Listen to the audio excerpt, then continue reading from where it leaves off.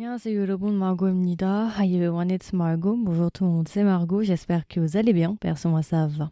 Du coup, aujourd'hui on se retrouve pour un nouvel épisode et aujourd'hui je suis de retour non pas pour un drama, mais comme promis, je suis de retour pour vous parler du livre The Three Body Problem. Voilà, je sais pas si vous me suivez un petit peu, mais récemment j'ai sorti un épisode sur le drama Three Body Problem qui est sorti en Chine il y a quelques temps et que j'ai beaucoup apprécié. Et du coup, je vous avais promis dans cet épisode-là que j'allais justement vous faire un mini review sur le livre, qu'est-ce que j'ai pensé du livre, quelles sont les différences peut-être avec le drama rapidement, même s'il n'y en a pas tant que ça. Et voilà, vous donner tout simplement un retour sur le livre pour ceux par exemple qui ne l'ont pas lu ou pour ceux aussi qui l'ont lu et pour savoir un petit peu ce que j'en ai pensé. Alors rapidement, petite juste introduction, du coup The Three Body Problem, c'est le premier livre qui s'inscrit dans la trilogie de l'écrivain Liu Cixin, Liu, espace C-I, espace X-I-N. C'est le premier livre de la trilogie, et ensuite nous avons Dark Forest, la forêt sombre.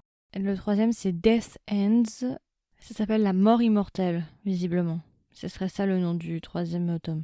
Donc voilà, petit livre assez sympa pour ceux qui ne connaissent pas du tout le livre, si jamais c'est de la science-fiction pure et dure. C'est vraiment, je crois, l'œuvre la plus science-fiction, entre guillemets, la plus poussée en science-fiction que j'ai pu lire de ma vie, et même que j'ai pu voir avec le drama. C'est vraiment de la science-fiction hardcore, donc soyez prévenus, même si je trouve que si vous comparez le drama et le livre, je trouve que le drama a beaucoup plus poussé, à mon sens en tout cas, l'aspect science-fiction. Je trouve que le livre est beaucoup plus simple à comprendre. Alors est-ce qu'il est plus simple à comprendre parce que j'ai déjà vu le drama, du coup j'ai pas besoin d'être réintégré à des nouveaux concepts. Mais en tout cas, je trouve que le livre, franchement, est bon, on va en parler juste après, hein, mais très très bon livre.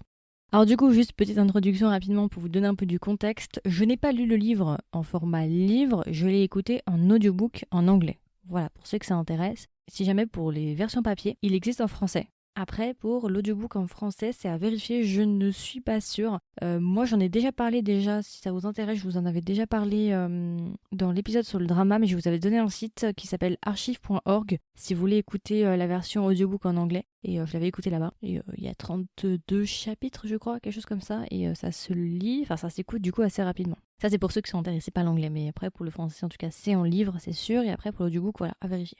Donc je suis de retour pour faire un petit review, juste je vais vous dire ce que j'ai aimé, ce que j'ai pas aimé et peut-être rapidement les différences.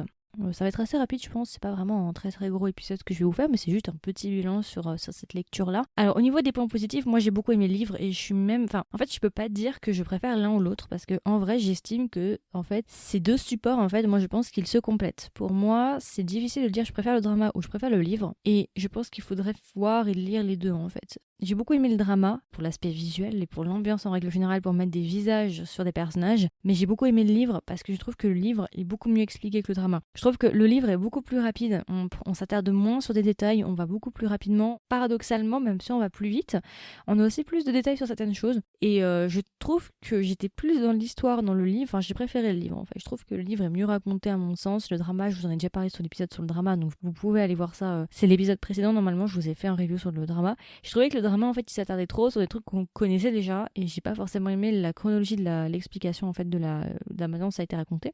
Et le livre ne suit pas en fait cette chronologie là totalement. Donc ouais, j'ai beaucoup aimé le livre. Je trouve que vraiment c'est revirement de situation sur revirement de situation entre guillemets. Il prend pas le temps en fait de s'attarder. C'est pas du Proust, vous voyez, où il va faire des hyper longues descriptions à rallonge. C'est pas du tout ça. Franchement, c'est un style qui est assez simple et vraiment qui se comprend assez bien en tout cas à mon sens et vraiment qui perd pas son temps quoi. C'est vraiment straight to the point, ça va droit au but et on n'a pas le time. Donc ça j'ai beaucoup aimé. Du coup oui, le livre est assez fidèle au drama ou le drama plutôt est assez fidèle au livre, même s'il y a des petites différences. Comme je vous l'ai dit, il y a peut-être plus de détails qui sont donnés dans le livre, mais globalement je trouve que ça se complète assez bien et je pense que c'est important si vous avez vu le drama de lire le livre et inversement. Si vous avez déjà lu le livre et que vous savez pas si vous regardez le drama, ce serait surtout en fait pour mettre des visages sur les personnages, je pense. Et voilà, j'ai bien aimé, ça m'a permis aussi de revoir l'histoire sous un autre plan et j'avoue que la fin du livre me donne plus envie de continuer sur Dark Forest que la fin du drama. J'aime bien comment ça se finit le livre et tout et c'est vrai que c'est difficile de t'arrêter là. Je vais regarder si j'arrive à trouver la suite Dark Forest parce qu'à ce qui paraît Dark Forest est réputé pour être le meilleur des 3 livres. Évidemment c'est un chef-d'œuvre. Donc je suis assez curieuse, ça attise ma curiosité. Pour ceux qui ont vu le drama, vous vous doutez où ça va aller dans la partie 2. D'ailleurs, il devrait y avoir des suites du drama, hein, c'est prévu. En tout cas, ça n'a pas été écarté, donc ça devrait arriver dans les années qui arrivent. Après, la question, c'est combien de temps ça va leur prendre pour le faire. Au niveau des points négatifs, j'ai pas vraiment de points négatifs. J'en ai pas du tout. Non, j'en ai pas. J'ai trouvé vraiment que ça se lit assez vite en vrai. Si j'avais pas été occupée ces dernières semaines, je pense que je l'aurais fini en 2-3 jours max. Donc vraiment, je vous le recommande si vous avez l'occasion de vous le procurer, que ce soit le livre ou l'audiobook. Vraiment, je vous encourage parce que je trouve que même si de base la science-fiction c'est pas ma came à 100%, vous voyez, je trouve franchement que ça tient bien la route. Vraiment, ça fait vraiment sens. Je pense que c'est une des meilleures œuvres de science-fiction qui existent actuellement sur Terre, à mon avis. Tellement que Netflix États-Unis veut adapter du coup le livre 1 exactement comme la Chine, mais bon, on se doute bien de toute façon que voilà, je vais pas en dire plus, mais voilà. Liu Cixin, c'est un grand romancier dans tout ce qui est justement science-fiction et tout. Franchement, il est très très doué, donc voilà. J'aimerais bien voir la suite pour voir comment ça va tourner finalement cette histoire. Qu'est-ce qui va bien se passer? Bon, on se doute de ce qui va se passer, mais comment les événements vont tourner, ça sera intéressant de savoir, donc voilà. Alors, quelques petites différences dont je voulais parler. Alors là, forcément, il y a des spoilers, donc si vous ne voulez rien savoir, je vous invite à quitter parce que ça va pas vous intéresser, ça va vous spoiler. Alors, quelques différences que j'ai appréciées ou que je voulais noter. La période historique dans le roman est beaucoup plus détaillée en fait. On prend vraiment le temps de tout expliquer. Et vous voyez dans le drama, la période de l'exécution du père de Ye Wenjie, on nous la montre pas. On nous montre Ye Wenjie dans une pièce noire avec une fenêtre face à elle, donc qui reflète son visage. Je crois qu'on entend des tirs au loin et on entend pleurer et hurler et on devine qu'il se serait fait tuer. Mais pas plus. Dans le livre, on nous explique vraiment en détail ce qui s'est passé. Son père en fait s'est fait torturer.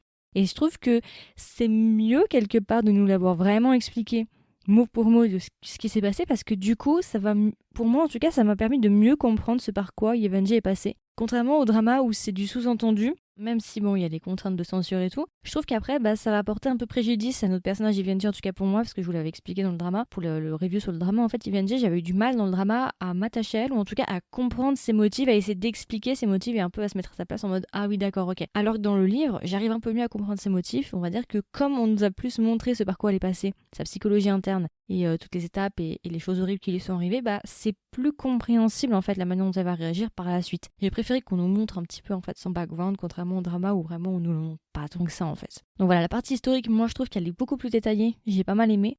Ça explique aussi pas mal de choses, ça éclaircit quelques points qui n'étaient pas vraiment expliqués, mais bon, comme je vous l'ai dit, il y a la contrainte de la censure, donc voilà. Autre détail aussi, Wang Miao dans le drama, il a une fille, dans le roman c'est un fils, ils ont changé, alors je sais pas trop pourquoi ils ont changé, mais voilà.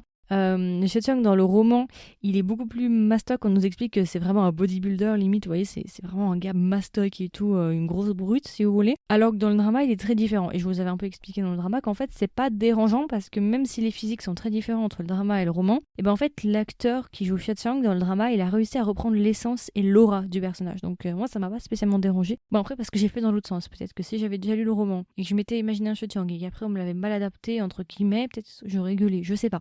Mais en tout cas, moi j'aime bien Seo-cheong dans le drama. Je l'aime bien, donc voilà.